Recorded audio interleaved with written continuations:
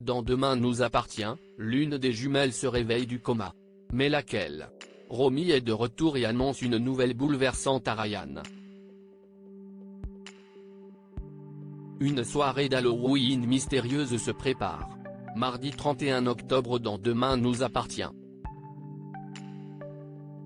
À l'hôpital, Bart s'énerve de ne pas savoir reconnaître Adèle, Aliénor Bouvier, parmi les deux jumelles inconscientes. Victoire annonce au jeune homme que l'une d'elles doit rester dans un coma artificiel car elle a de lourdes blessures internes, tandis que l'autre devrait bientôt se réveiller. Ils ont merdé aux admissions, tout s'est passé dans l'urgence, raconte, dépité, la médecin. Résultat, personne ne sait qui est qui. Aurore s'agace aussi au commissariat de cette situation, mais Nordine lui précise qu'il y a peut-être un espoir pour trouver des empreintes dans l'appartement de Loïse à Lyon. Demain nous appartient en avance, quelle jumelle s'est réveillée?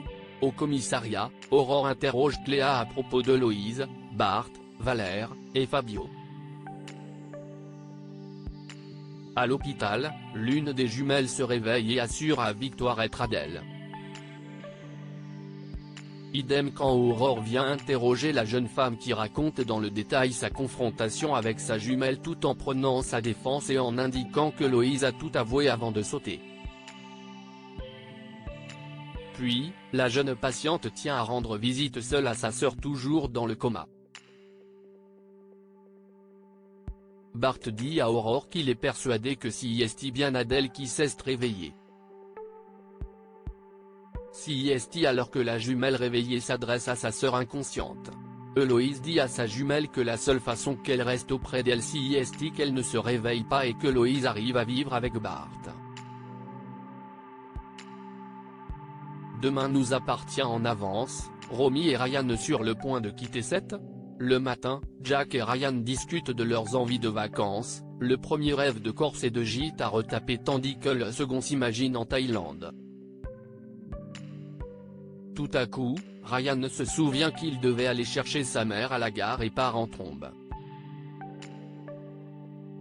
Karim est arrivé à l'heure pour récupérer Romy, revenue de Toulouse.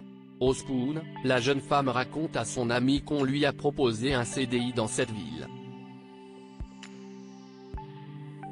Quand Ryan les rejoint, Karim s'éclipse et Romy annonce la nouvelle à son fils. Ce dernier le prend mal et refuse de quitter Sète. Il va ensuite en informer Jack qui déprime à l'idée que son petit ami s'éloigne de lui.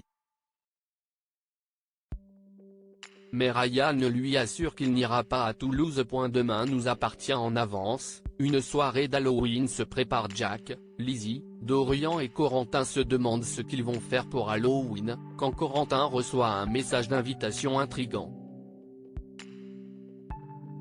Ils y invitent aussi Luna et Ryan. Nathan les entend et envoie un message à Camille pour la prévenir. Plus tard, Camille arrive au cabinet de sa mère pour lui montrer son costume sexy de sorcière.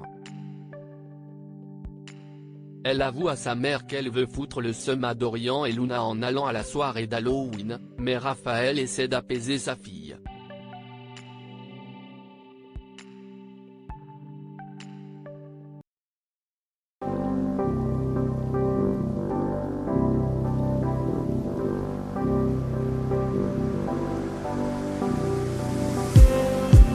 Just